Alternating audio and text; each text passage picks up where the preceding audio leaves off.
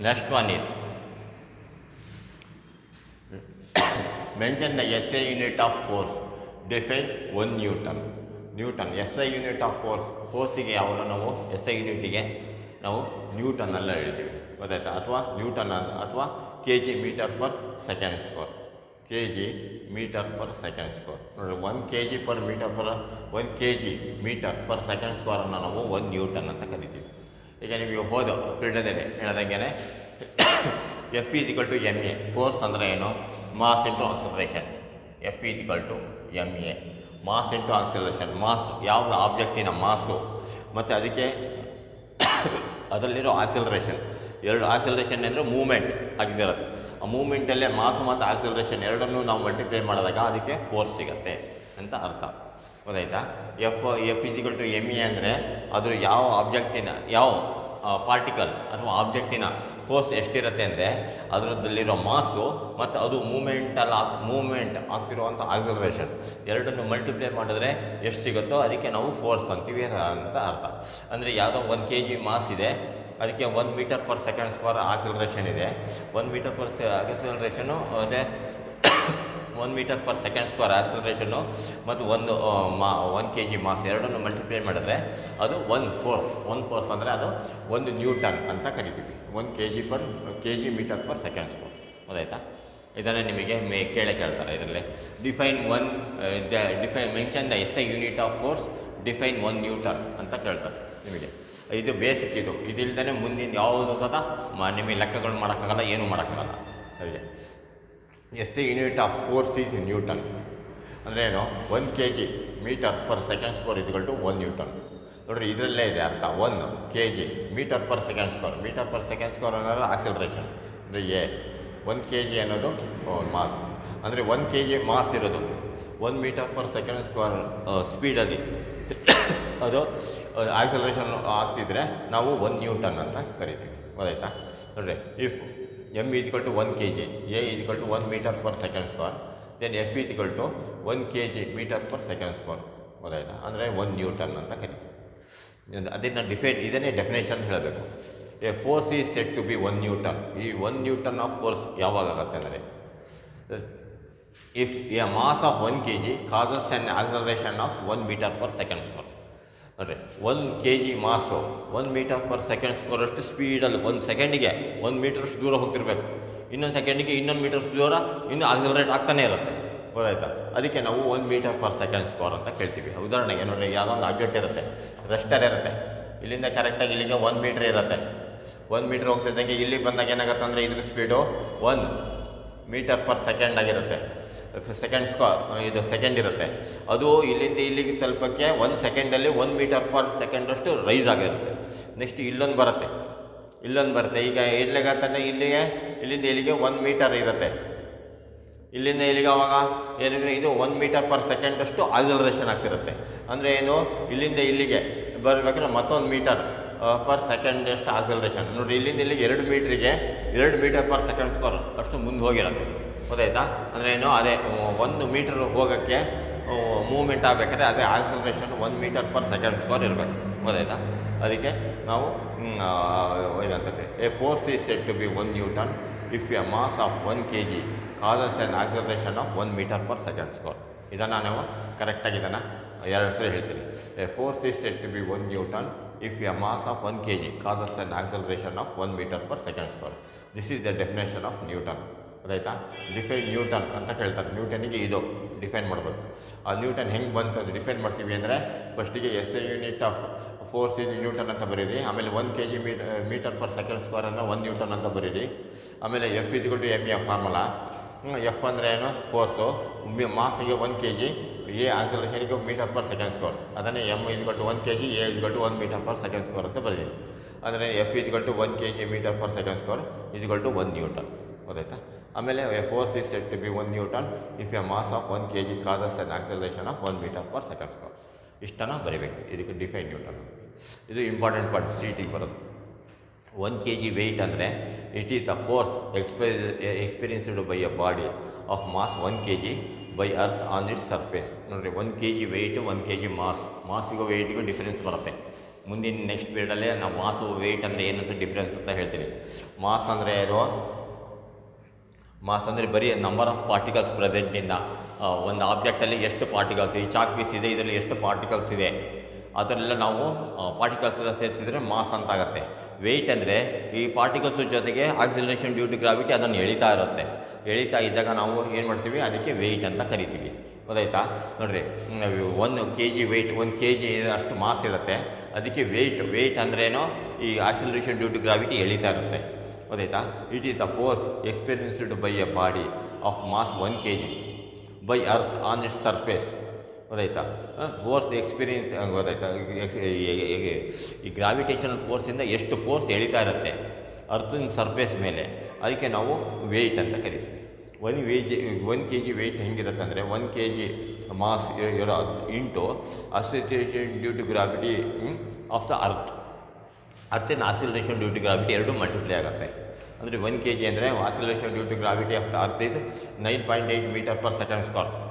ಅದು ಆವಾಗ 9.8 metre per second square ಎಲ್ಲೇ ಹೋದ್ರೂ ಅಷ್ಟೇ.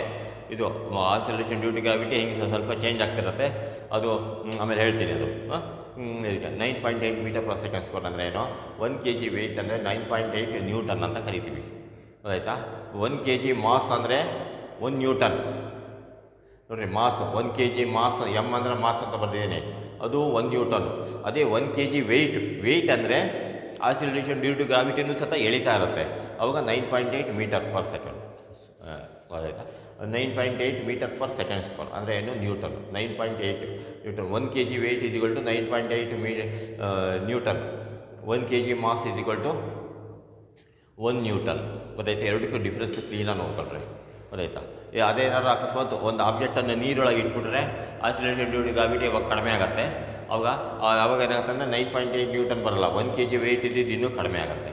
ಅದೇ ಚಂದ್ರನ ಹತ್ರ ಹೋಗಿ ಮೂನಲ್ಲಿ ಹೋಗಿ ನಾವು ಅದನ್ನು ನೋಡ್ಕೋದ್ರೆ ಮೂನಲ್ಲಿ ಇನ್ನೂ ಗ್ರಾವಿಟೇಷನ್ ಕಡಿಮೆ ಇರುತ್ತೆ, ಅವಾಗ ಇನ್ನೂ ಸ್ವಲ್ಪ 9.8 ಬರೋಲ್ಲ, ಇನ್ನೂ ಕಡಿಮೆ ಬರುತ್ತೆ. ಅದೇ ಜುಪಿಟರ್ದಲ್ಲಿ ಹೋದರೆ ಅದು 17 ಟೈಮ್ಸ್ ಜಾಸ್ತಿ ಇರುತ್ತೆ, ಅದು ಆಕ್ಸಿಲರೇಷನ್ ಡ್ಯೂ ಟು ಗ್ರಾವಿಟಿ. ಅವಾಗ ಆಕ್ಸಿಲರೇಷನ್ ಡ್ಯೂ ಟು ಗ್ರಾವಿಟಿ ಇನ್ನೂ ಜಾಸ್ತಿ ಆಗುತ್ತೆ. ಹಾಗೆ ಆಕ್ಸಿಲರೇಷನ್ ಡ್ಯೂ ಟು ಗ್ರಾವಿಟಿ ಒಂದು ಪ್ಲಾನೆಟಿಂದ ಇನ್ನೊಂದು ಪ್ಲಾನೆಟಿಗೆ ವ್ಯತ್ಯಾಸ ಇರುತ್ತೆ. ಇವೊಂದು ಅರ್ತ್ ಸರ್ಫೇಸ್ನಲ್ಲೂ ಸಹಿತ ಮೈನ್ಯೂಟಾಗಿ ಅದು ಡಿಫ್ರೆನ್ಸ್ ಇರುತ್ತೆ. ಅದನ್ನು next mention the application of Newton second law, not for variable masses. ಬೇರೆ ಮಾಸಸ್ ಇದ್ದಾಗ ಏನಾಗುತ್ತೆ ಅಂದರೆ ಈ ನ್ಯೂಟನ್ ಸೆಕೆಂಡ್ ಲಾ ಎಲ್ಲಿ ಅದು ಅಪ್ಲೈ ಆಗಲ್ಲ ಅಂತ ಅರ್ಥ. ಗೊತ್ತಾಯ್ತಾ? ನೋಡಿರಿ, ನ್ಯೂಟನ್ ಸೆಕೆಂಡ್ ಲಾ ಇದೆಯಲ್ಲ, ಅದು ಒಂದೊಂದು ಕಡೆ ಅಪ್ಲೈ ಆಗೋದಿಲ್ಲ. ಯಾಕಂದರೆ mass into product of mass into velocity is momentum ಹೇಳಿರ್ತೀವಿ. ಇದರಲ್ಲಿ ಸ್ವಲ್ಪ ಬೇರೆ ಆಗುತ್ತೆ. ಯಾಕಂದರೆ ಒಂದು ರಾಕೆಟನ್ನು ಉದಾಹರಣೆಗೆ ರಾಕೆಟನ್ನು ಮೇಲ್ಗಡೆ ಲಾಂಚ್ ಮಾಡ್ತೀವಿ. ಲಾಂಚ್ ಮಾಡ್ತಾ ಹೋದಾಗ ಏನಾಗುತ್ತೆ ಅಂದರೆ ಅದರಲ್ಲಿರೋ ಫ್ಯೂಯಲ್ ಖಾಲಿ ಆಗ್ತಾ ಹೋಗುತ್ತೆ. ಅವಾಗ ಟೋಟಲ್ ಮಾಸ್ ರಾಕೆಟಿಂದ ಕಡಿಮೆ ಆಗ್ತಾ ಹೋದಾಗ ಏನಾಗುತ್ತೆ ಅಂದರೆ ಅವಾಗ ಮಾಸ್ ಇಂಟು ವೆಲಾಸಿಟಿನ ಒಂದೇ ಸರಿ ಅದನ್ನು ಡಿಫೈನ್ ಮಾಡೋಕ್ಕೆ ಬರೋಲ್ಲ. ಗೊತ್ತಾಯ್ತಾ? ವೇರಿಯಬಲ್ ಮಾಸಸ್ ಮೂವ್ಮೆಂಟ್ ಆಗ್ತಾಯಿದ್ರೆ ಮಾಸ್ ಕಡಿಮೆ ಆಗ್ತಾ ಹೋಗ್ತಿರಬೇಕು ಅಥವಾ ಜಾಸ್ತಿ ಆಗ್ತಾ ಹೋಗ್ತಿರುತ್ತೆ. ಅದಕ್ಕೆ ಆವಾಗ ಇದನ್ನು ವೇರಿಯಬಲ್ ಮಾಸ್ ಇದ್ದಾಗ Newton second law not applicable. ಗೊತ್ತಾಯ್ತಾ? ನೋಡಿರಿ, ಟ್ರಕ್ಕು ಹೋಗ್ತಾ ಇರುತ್ತೆ, ಲಾರಿ ತುಂಬ ಟ್ರಕ್ ತುಂಬ ಮರಳು ತುಂಬಿರುತ್ತೆ. ಏಕ್ದಮ್ ಮಳೆ ಬಂದುಬಿಡುತ್ತೆ. ಮಳೆ ಬಂದಾಗ ಏನಾಗುತ್ತೆ, ಮಳೆ ಹನಿ ಎಲ್ಲ ಮರಳಿನ ಒಳಗಡೆ ಬೀಳ್ತಾ ಇರುತ್ತೆ. ಹೋಗ್ತಾ ಟ್ರಕ್ಕಿನ ವೆಯ್ಟ್ ಜಾಸ್ತಿ ಆಗ್ತಾ ಇರುತ್ತೆ. ಗೊತ್ತಾಯ್ತಾ? ಅವಾಗ ಅದ್ರ ಮಾಸು ವೆಯ್ಟ್ ಎರಡೂ ಜಾಸ್ತಿ ಆಗ್ತಿರುತ್ತೆ. ಅವಾಗ ನಾಟ್ ಅಪ್ಲಿಕೇಬಲ್. ಗೊತ್ತಾಯ್ತಾ? If mass of a body is not constant but changes continuously with time, Newton's third law cannot be applied ಡೈರೆಕ್ಟಾಗಿ ಅದನ್ನು ಅಪ್ಲೈ ಮಾಡೋಕ್ಕೆ ಬರೋಲ್ಲ. ಗೊತ್ತಾ? ಅದನ್ನು ಡಿಫ್ರೆನ್ಷಿಯೇಷನ್ ಅಂತ ಬರುತ್ತೆ, ಅದರಲ್ಲೇ ಅದನ್ನು ಮಾಡ್ತೀವಿ. ಸೆಕೆಂಡ್ ಪಿ ಯು ಸಿಂದ ನಿಮಗೆ ಡಿಫ್ರೆನ್ಷಿಯೇಷನ್ ಇರುತ್ತೆ, ಅದೆಲ್ಲ ನಿಮಗೆ ಯಾವ ರೀತಿ ವೇರಿಯಬಲ್ ಆಗುತ್ತೆ ಅನ್ನೋದನ್ನು ತೋರಿಸ್ತೀವಿ. ಹೌದಾ? If mass of a body is not constant but changes continuously with time, the Newton's second law cannot be applied directly. ಹೌದಾ? For example, for a moving rocket its mass continuously decreases. ನೋಡಿ, moving ರಾಕೆಟ್ನಲ್ಲಿ continuously decrease ಆಗ್ತಿರುತ್ತೆ. A truck loaded with a sand moving in rain, its mass increases continuously. ಅದ್ರ mass ಜಾಸ್ತಿ ಆಗ್ತಾ ಇರುತ್ತೆ ರಾಕೆಟಲ್ಲಿ.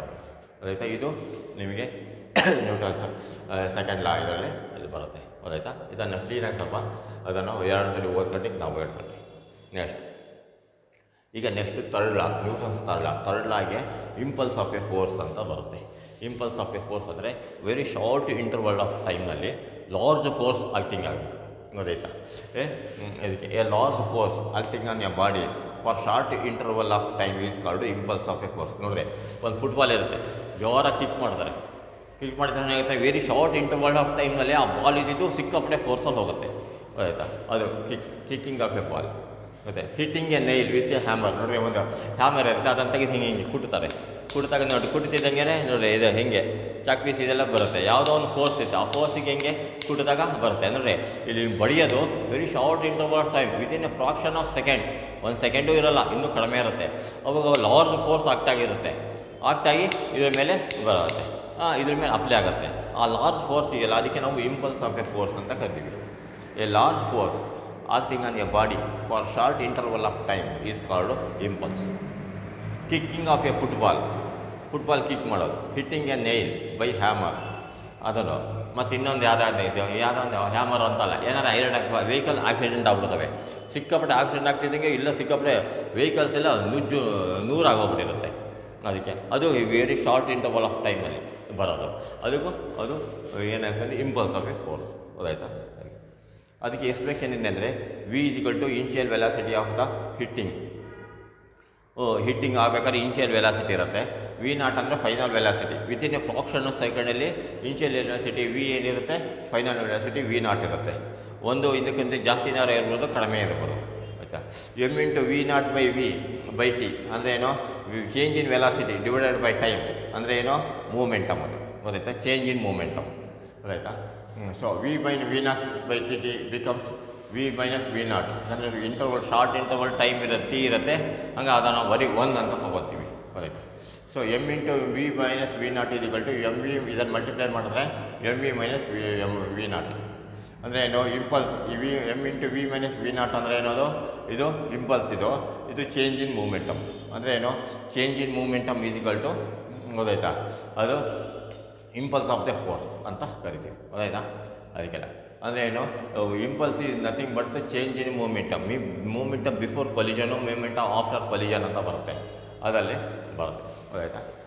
ಅದು next S I unit of impulse ಯಾವಾಗಲೂ Newton per second square ಬರೋಲ್ಲ, ಅದರಲ್ಲಿ ಆಕ್ಸಲರೇಷನ್ ಇರೋಲ್ಲ, ಬರೀ ನ್ಯೂಟನ್ ಪರ್ ಸೆಕೆಂಡ್. ಒಂದು ಫೋರ್ಸ್ ಹೋಗ್ತಿರುತ್ತೆ, ಇಷ್ಟು ಫೋರ್ಸು ಇಷ್ಟು ಸ್ಪೀಡಲ್ಲಿ ಹೋಗ್ತಿರುತ್ತೆ ಅಂತ ಅರ್ಥ. ನ್ಯೂಟನ್ ಸೆಕೆಂಡ್ ಅದು. ಗೊತ್ತಾಯ್ತಾ. ಡೈಮೆನ್ಷನಲ್ ಫಾರ್ಮುಲಾ ಅಂದರೆ ನ್ಯೂಟನ್ನು m to the power of 1 L to the power of 1 Newton. ಇದು ಸೆಕೆಂಡ್ ಇದೆ ಇಲ್ಲಿ, ಅದು ಸೆಕೆಂಡ್ ಸ್ಕ್ವೇರ್ ಇರುತ್ತೋ ಅವಾಗ 1 ಸೆಕೆಂಡ್ ಹೋಯ್ತು ಅಂದರೆ t to the power of -1 ಬರುತ್ತೆ. ಆಯಿತಾ. ಮೂಮೆಂಟಮ್ ಅಂದರೆ ಏನೋ, ಇಲ್ಲಿ ಮಾಸ್ ಇಂಟು ಕೆ ಜಿ ಇದಕ್ಕೆ ಮಾಸ್ ಇಂಟು ವೆಲಾಸಿಟಿ ಇದು. ಗೊತ್ತಾಯ್ತಾ. ಅವಾಗ ಏನಾಗುತ್ತೆ ಅಂದರೆ ಇದು 1 ಪರ್ ಸೆಕೆಂಡ್ ಅಲ್ಲ, ಇದು ನ್ಯೂಟನ್ ಸೆಕೆಂಡ್. ಗೊತ್ತಾಯ್ತು. 1 ಸೆಕೆಂಡಲ್ಲಿ ಇಷ್ಟು ನ್ಯೂಟನ್ ಬಡಿಯತ್ತೆ ಅಂತ ಅರ್ಥ. ಗೊತ್ತಾಯ್ತಾ. ಸೆಕೆಂಡ್ ಅದಕ್ಕೆ ಇದು ನ್ಯೂಟನ್ ಇಂಟು ಸೆಕೆಂಡ್ ಇದು. ಆಗ m to the power of 1 L to the power of 1 T to the power of -1. ಆಯಿತಾ. ನ್ಯೂಟನಿಗೆ m to the power of 1 L to the power of 1 T to the power of -2 ಇತ್ತು. ಇಲ್ಲೊಂದು second ಇದ್ದರೆ T to the power of -1 ಆಗುತ್ತೆ. ಆಯಿತು. ಇದು ಇಷ್ಟು ನಿಮಗೆ ಇದು ಹೇಳಲಿಕ್ಕೆ, ಇದನ್ನು ಕ್ಲೀನಾಗಿ ಬರ್ಕೊಂಡ್ರೆ ಇದು. ಗೊತ್ತಾಯ್ತಾ. Next state and explain the Newton's third law. ಬೇಕಾದ್ರೆ for every action there is an equal and opposite reaction. ನೀವು SLCದಲ್ಲೆಲ್ಲ ಓದಿದ್ದೀರಾ. For every action there is equal and opposite reaction. ಇದೇನು ಹೆಚ್ಚಿಗೆ ಎಕ್ಸ್ಪ್ಲೇಷನ್ ಮಾಡೋ ಅವಶ್ಯಕತೆ ಇರೋಲ್ಲ, SLCಲೆಲ್ಲ ಕಲ್ತಿರ್ತೀರ. ಉದಾಹರಣೆ ನೋಡ್ರಿ, ಒಂದು ಆ್ಯಕ್ಷನ್, ಒಂದು ಬಾಲ್ ತೊಗೊಂಡು ಗೋಡೆ ಬಡಿತೀರಾ, ವಾಪಸ್ ಅದಕ್ಕೆ ಬರುತ್ತೆ. ಕ್ರಿಕೆಟ್ ಬೌಲಿಂಗ್ ಮಾಡ್ತಿರ್ತಾನೆ, ಜೋರಾಗಿ ಇಟ್ಕೊಂಡು ಬಾರಿಸ್ತಾನೆ, ಅದು ಆ್ಯಕ್ಷನ್ನು ರಿಯಾಕ್ಷನ್ ಅವೆರಡು ಈಕ್ವಲ್ ಇರ್ತವೆ. ಆಯಿತಾ. ಅವು ಹಂಗದು ಯಾವುದೇ ಆ್ಯಕ್ಷನ್ ಇತ್ತು ಅಂದರೆ ಅದು ರಿಯಾಕ್ಷನ್ ಇರುತ್ತೆ. ನೋಡಿ, ಎ ಅನ್ನೋದು ಆಬ್ಜೆಕ್ಟ್ ಇರುತ್ತೆ, ಅದು ಈ ಕಡೆ ಮೂವ್ ಆಗ್ತಿರುತ್ತೆ, ಬಿ ಅನ್ನೋ ಆಬ್ಜೆಕ್ಟ್ ಈ ಕಡೆ ಮೂವ್ ಆಗ್ತಿರುತ್ತೆ. ಅವಾಗ ಏನಾಗುತ್ತೆ ಅಂದರೆ ಈ ಫೋರ್ಸ್ FAB ಅಂದರೆ force on b due to a by a object b ಮೇಲೆ ಫೋರ್ಸ್ ಆಗ್ತಿರುತ್ತೆ. FB ಅಂದ್ರೇನು, ಬಿ ಅನ್ನೋ ಫೋರ್ಸು ಎ ಮೇಲೆ ಆಗ್ತಿರುತ್ತೆ. ನೋಡಿರಿ, according to the Newton's second law FAB is equal to F minus AB. ಇದು ಆ್ಯಕ್ಷನ್ನು, ಇದು ರಿಯಾಕ್ಷನ್. ಮೈನಸ್ ಅನ್ನೋದು ಯಾವಾಗಲೂ ರಿಯಾಕ್ಷನ್. ಗೊತ್ತಾಯ್ತಾ. ಆಕ್ಷನ್ ಅನ್ನೋದು ಈ ಆಬ್ಜೆಕ್ಟ್ ಮೇಲೆ ಇರುತ್ತೆ, ರಿಯಾಕ್ಷನ್ ಅನ್ನೋದು ಈ ಆಬ್ಜೆಕ್ಟ್ ಇರುತ್ತೆ. ಆಕ್ಷನ್ ಆ್ಯಂಡ್ ರಿಯಾಕ್ಷನ್ ಯಾವಾಗಲೂ ಒಂದೇ ಆಬ್ಜೆಕ್ಟ್ ಮೇಲೆ ಇರೋಲ್ಲ. ಒಂದು ಬಾಡಿ ಮೇಲೆ ಆಕ್ಷನ್ ಇರುತ್ತೆ, ಇನ್ನೊಂದರಲ್ಲಿ ರಿಯಾಕ್ಷನ್ ಇರುತ್ತೆ. ಗೊತ್ತಾಯ್ತಾ. ಅದು action and reaction are equal and opposite. ಗೊತ್ತಾಯ್ತಾ. ಅದು for every action there is an equal and opposite reaction. ಅದು F A B is to F minus A B minus B. ಇದಕ್ಕೆ ಎಕ್ಸಾಂಪಲ್ ನ್ಯೂಟನ್ಸ್ ಥರ್ಡ್ ಲಾಗೆ recoiling of a gun when bullet is fired. ಅಂದರೆ ಬುಲೆಟಲ್ಲಿ ಹಿಂಗೆ fire ಮಾಡಿದಾಗ ಏನಾಗುತ್ತೆ ಅಂದರೆ bullet ಇಲ್ಲಿಂದ ಫೈರ್ ಮಾಡಿದ್ರೆ ಇಲ್ಲಿಂದ ಬುಲೆಟ್ ಹೋಗುತ್ತೆ, ಅದಕ್ಕೆ ಅಷ್ಟೇ ಫೋರ್ಸು ಕೆಳಗಡೆ ಬಂದು ಬಡಿಯುತ್ತೆ, ಗೊತ್ತಾಯ್ತಾ? ಅವಾಗ ಏನಾಗುತ್ತೆ ಅಂದರೆ ಅದು ಬುಲೆಟ್ ಫೈರ್ ಆಗುತ್ತೆ, ಗೊತ್ತಾಯ್ತು? ನೀವೆಲ್ಲ ನೋಡಿರ್ಬೇಕು ನಿಮಗೆ ಗನ್ ಇದೆಲ್ಲ ಗನ್ ಯಾವಾಗಲೂ ಈ ರೀತಿ ಭುಜದ ಮೇಲೆ ಇಟ್ಕೊಂಡಿರ್ತಾರೆ, ಹಿಂಗೆ ಗನ್ ಹಿಡ್ಕೊಂಡಾಗುತ್ತೆ. ಈಗ ಫೈರ್ ಮಾಡಿದಾಗ ಅದು ಬುಲೆಟ್ ಮುಂದಕ್ಕೆ ಹೋಗುತ್ತೆ, ಅಷ್ಟೇ ಫೈರು ಕೆಳಗಡೆ ಬಂದು ಬಡಿಯುತ್ತೆ, ಅವಾಗ ಆಗುತ್ತೆ. ಏನಾದ್ರು ಮುಖದ ಮೇಲೆ ಇಟ್ಕೊಂಡು ಹಿಂಗೆ ಏನಾರು ಫೈರ್ ಮಾಡೋಕ್ಕೆ ಹೋದರೆ ಬುಲೆಟ್ ಮಾಡಿ ಅವ್ನು ಹೋಗೋದಿರಲಿಲ್ಲ, ಇವನೇ ಹೋಗ್ಬಿಟ್ಟಿರ್ತಾನೆ, ಹೌದಾ? ಹಾಗಾಗಿ ಅದಕ್ಕೆ ಹೇಳ್ತಾರೆ. ಯಾಕಂದರೆ ಫೈಟ್ ಬುಲೆಟ್ ಮಾಡ್ಬೇಕಾದ್ರೆ ಈ ಫಿಲಮ್ನಲ್ಲೆಲ್ಲ ನೋಡ್ತಿರಲ್ಲ, ಅವ್ನು ಹಿಂಗೆ ಗನ್ ಇಟ್ಕೊಂಡು ಹಿಂಗೆ ಹೊಡಿತಾನೆ, ನಾವೆಲ್ಲ ಸುಳ್ಳೋದು.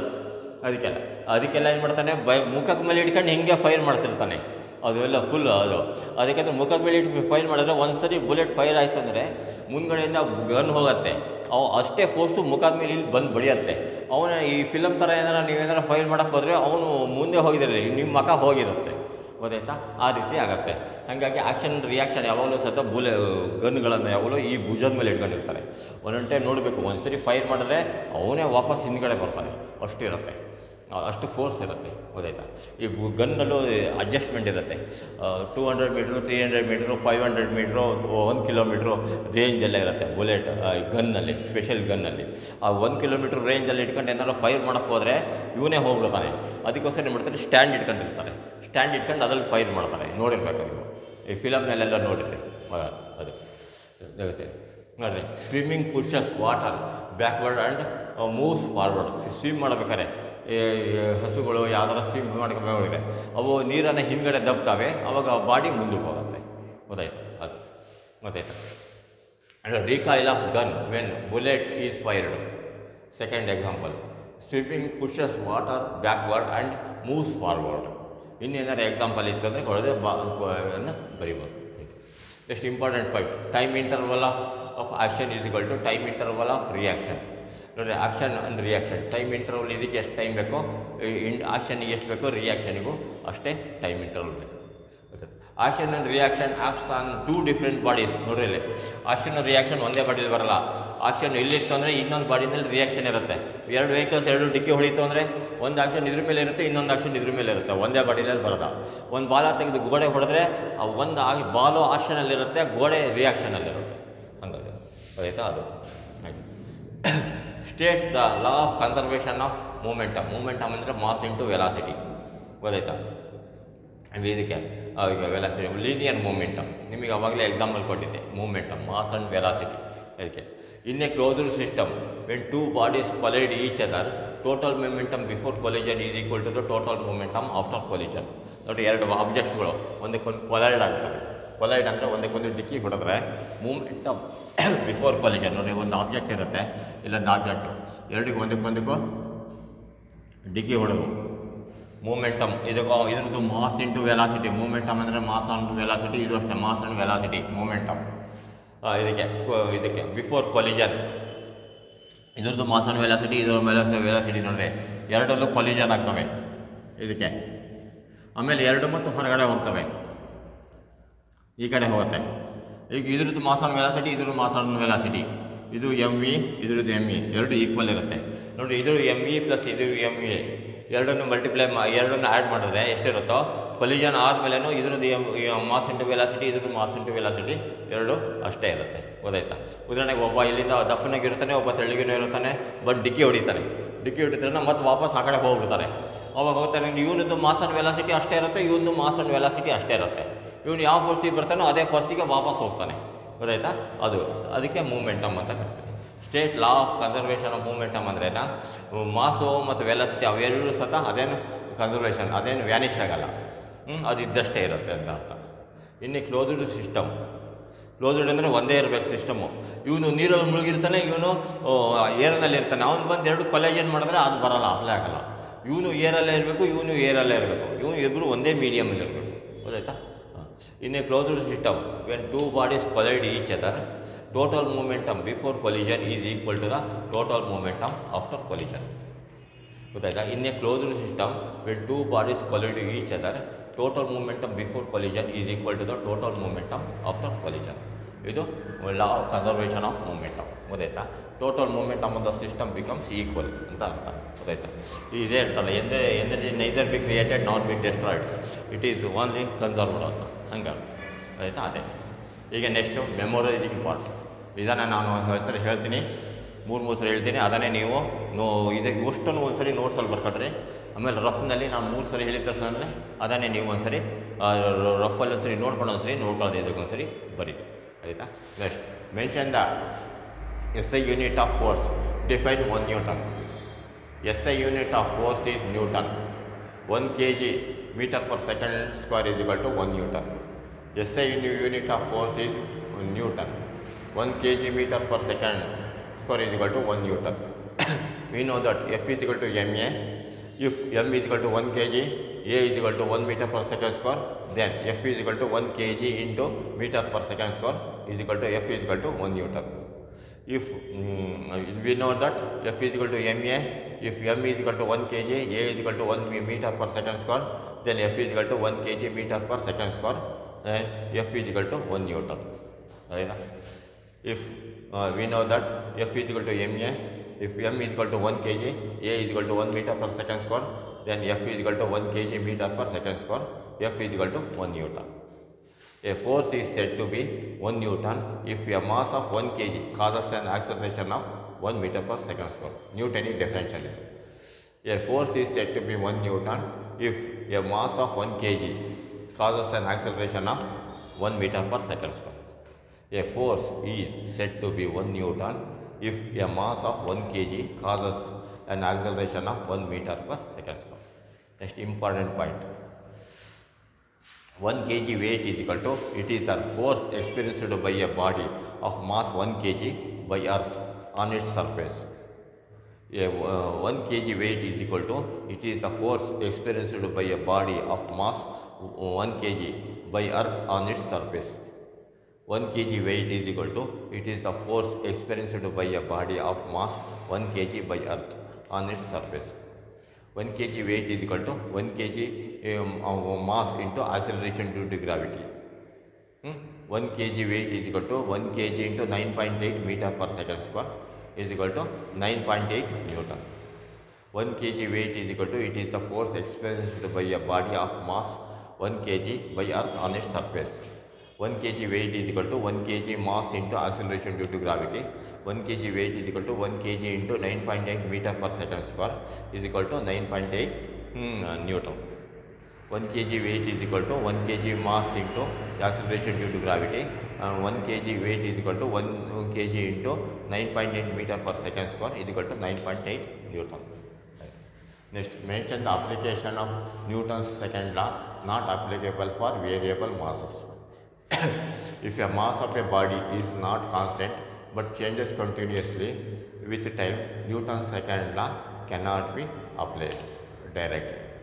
If mass of a body is not constant but changes continuously with time, Newton's second law cannot be applied directly.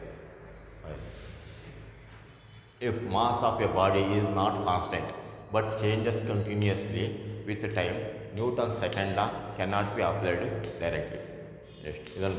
Next example. For a moving rocket, its mass continuously decreases. The truck loaded with a sand moving in rain, its mass increases continuously. For a moving rocket, its mass continuously decreases. For a moving rocket, its mass continuously decreases. The truck loaded with sand moving in rain, its mass increases continuously. The truck loaded with sand moving in rain, its mass increases continuously. ಇಲ್ಲಿಂದ ಇಲ್ಲಿವರೆಗೆ ಒಂದ್ಸರಿ ನೋಡ್ಕೊಳ್ಳೋದ್ರಿ ಬರೀರಿ. ಸ್ವಲ್ಪ ಮಧ್ಯೆ step ಮಾಡಿ ಬರೀರಿ. Define impulse and obtain the expression for impulse. A large force acting on a body for short interval of time is called impulse. A large force acting on a body for short interval of time is called impulse. A large force acting on a body for short interval of time is called impulse. Example: kicking a football, hitting a nail by hammer. kicking a football, hitting a nail by hammer. Kicking a football, hitting a nail by hammer. Explanation. V is equal to initial velocity before hitting, V naught is equal to velocity after hitting, m into V minus V naught by t is equal to change in momentum. V is equal to initial velocity before hitting, V naught is equal to final velocity after hitting, m into V minus V naught by t is equal to change in momentum. V is equal to initial velocity before hitting, V naught is equal to final velocity after hitting, m into V minus V naught by t is equal to change in momentum. Time interval is very short. Time interval is very short. So V minus V naught by t becomes V minus V naught. M into V minus V naught is equal to mv minus mv minus mv naught. Impulse is equal to change in momentum. Right? Time interval is very short. V minus V naught by t becomes V minus V naught. V minus V naught by t is equal to becomes V minus V naught. M into V minus V naught is equal to mv minus mv naught. Impulse is equal to change in momentum. M into V minus V naught is equal to mv minus mv naught. Impulse is equal to change in momentum. Right. Just important points. ಇದು CET ಬರೋದು. SI unit of impulse is equal to Newton second. Dimension formula m to the power of 1, L to the power of 1, t to the power of minus 1. SI unit of impulse is equal to Newton second. Dimension formula is equal to m to the power of 1, L to the power of 1, t to the power of minus 1. SI unit of impulse is equal to Newton second. Dimensional formula is equal to m to the power of 1, L to the power of 1, t to the power of minus 1. Okay. Next, state and explain Newton's third law. For every action, there is an equivalent opposite reaction. For every action, there is an equivalent opposite reaction. For every action, there is an equivalent opposite reaction. Explanation. FAB is equal to force on B by A. FBA is equal to force on A by B. Adding according to the Newton's third law, FAB is equal to minus FBA. FAB is equal to force on B by A. FBA is equal to force on A by B. According to Newton's third law, FAB is equal to minus FBA. FAB is equal to force on B by A. FBA is equal to force on A by B. According to the Newton's third law, FAB is equal to minus FBA. Okay. Next, example for the Newton's third law. Recoiling of a gun when bullet is fired. Recoiling of gun when bullet is fired. Recoiling of gun when bullet is fired. Swimming pushes water backward and moves forward. Swimming pushes water backward and moves forward. Swimming pushes water backward and moves forward. Just important points.